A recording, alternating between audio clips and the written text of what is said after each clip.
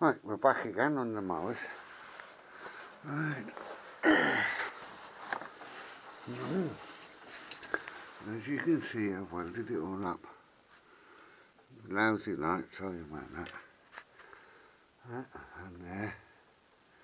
Had to do that edge as well. Don't look too bad. Right. And these Morrises. The back doors are a nightmare, they never did fit right.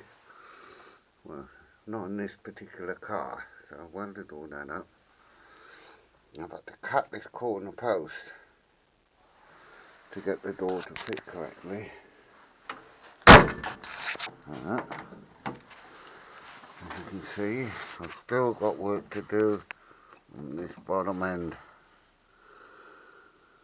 So, that's been a plate that's been put on there. I'm going to cut it to pieces, straighten it, get this bent back again to what it should be,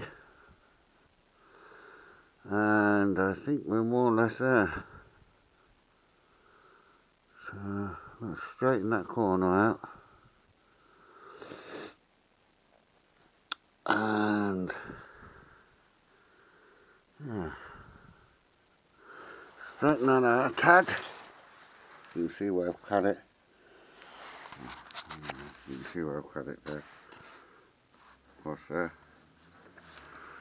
To re-bend and shape it. Because things just didn't fit properly. You can see I haven't finished along here yet. But I will do. I'm doing the back end first. And getting it to, you know, to work the way it should. Nice and tidy.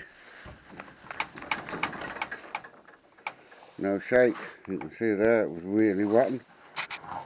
I've got to weld it up, and I filled it all with weld. Cut out the rust. Well, I blew most of it out when I welded it, and I just filled it all the way, so that won't rust again. And you can see it's welded on the inside as well, all the way down there. Got a bit of wobble because the hinges ain't on right. I don't know if you can see there. I don't see the bottom hinge moving, but we've got no problem with the fitting of the door. Gaps are not too bad. Down there, here the gaps seem to be okay. Down there, all the way down, gap seems to be pretty even. So I'm quite happy with that. Oh dear. So we've got a door, two doors now. Oh, that fit nice.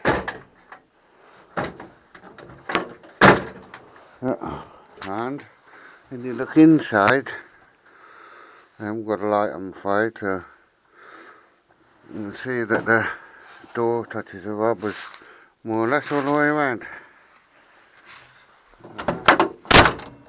That's it. So there shouldn't be virtually no thingy there, but that's got the same problem down here. That needs bashing back down flat again, and that rubber will fit. And the reason I had to cut the top because there was too much gap here. Most of that will be gone. In fact, the majority of it will be gone along there. That gap between the door and the metal, because there's bits of carpet to go there and another piece of metal to go underneath the door. That's got to be fitted and made to fit nice. But my most important job is getting these doors to fit right, and that's what I want. So now I've got to clean all this up and weld it up. Clean all this up, this is a mess. You can see there's a big bulge in. So, on this door, the filler was nearly 1/2 inch thick. I'm going to have nowhere near that. So, next stage. Bend that corner in, because that's no good like that. I'll get the hammer and I'll give it a bash or two now so we can get it going.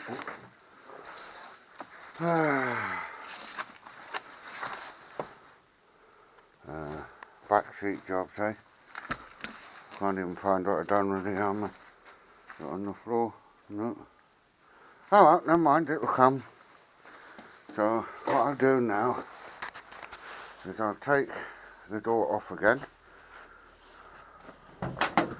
Then I'll clean everything up, because I've ground all this now, it's all smooth. So now we'll take it off again. See, these are hard to bend back, but I'll do that. But yeah, that's not too bad there.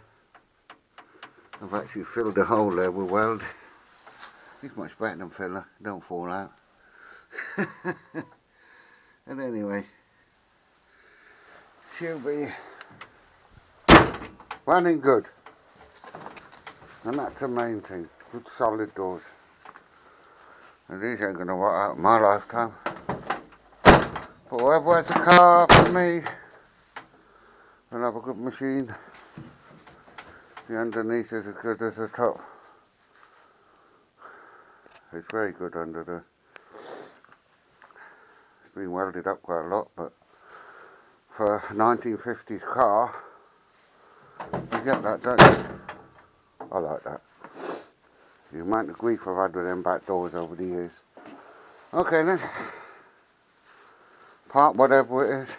I don't know. That should be in the car, not there. My door remover. I ain't got any fancy tools here. Anyway. There's another one for you. Talk to you soon. Bye.